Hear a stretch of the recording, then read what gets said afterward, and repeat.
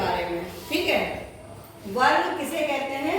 वर्ग किसी संख्या को स्वयं से गुणा करने पर प्राप्त संख्या दी गई संख्या का वर्ग कहलाता है। जैसे कि अगर हम 2 को 2 से गुणा करेंगे तो कितना आएगा? 4। तो 4 क्या है? 2 का वर्ग। ठीक है, इसी तरह से 3 को करेंगे, 3 से 2 9 आ जाएगा। 2 को अगर 2 से करेंगे तो 4, 3 को 3 से करेंगे तो 9। तो आपको ये देखा कि गुणा क्या करना है? जो संख्या उसी से गुणा करना है और किसी से नहीं। इसी तरह से 5 में 5 का करा तो कितना आ गया? 25। और 4 में 4 का किया तो 16।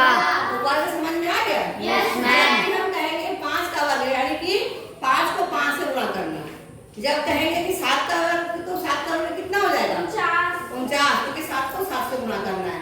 8 का वर्ग कितना हो जाएगा?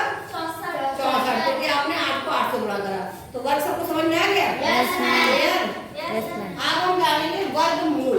ठीक है, किसी संख्या का वर्गमूल वह संख्या है जिसका वर्ग उस दी गई संख्या के बराबर है। ठीक है, इसे ये लिखा है, वर्गमूल का निशान इस तरह से होता है, अंग्रेजी में इसको स्क्वायर रूट बोलते हैं और इस चिन्ह से प्रदर्शित करते हैं। और यहाँ पर आप देख लो, ये उदाहरण है, ये क्या लिखा है? वर्गमूल 16। ठीक, अब 16 में हमें ये पता करना है कि ये किसका किसका वर्ग है, यानी कौन सी संख्या है जिसको हमने गुणा करके 16 मिला है। तो हम क्या करेंगे? हमें ऐसे नहीं पता तो हम इसके भाज्य गुणनखंड करेंगे 16 के। तो हमने ये क्या करा? अंडर रूट का निशान लगाया या वर्ग का निशान लगाया और इसका हमने भाज्य गुणनखंड कर लिया। तो क्या आ गया? 4 का 4। तो इसको जब हम हल करेंगे तो 2 4 गुणे 4 में आप देखो 2 बार 4 लिखा है, तो 1 4 लिख देंगे, हमारा आ जाएगा वर्गमूल। ठीक है, यानी 4 वो संख्या है जिसको हम गुणा करते हैं तब हमें 16 मिलता है। बात समझ में आई ना? इसी तरह से ये है वर्गमूल 25। अब इसमें निकालना है आपको कि किसको गुणा करके हमें 25 मिला है। हम क्या करेंगे? इसकी फिर भाज्य गुणनखंड करेंगे तो क्या आ गया? 5। तो इसका क्या आ गया?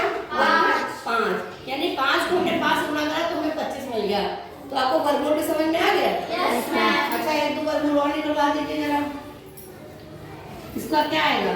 3 गुणे 3 3 गुणे 3 बराबर 3। फिर 7 गुणे 7 7 गुणे 7।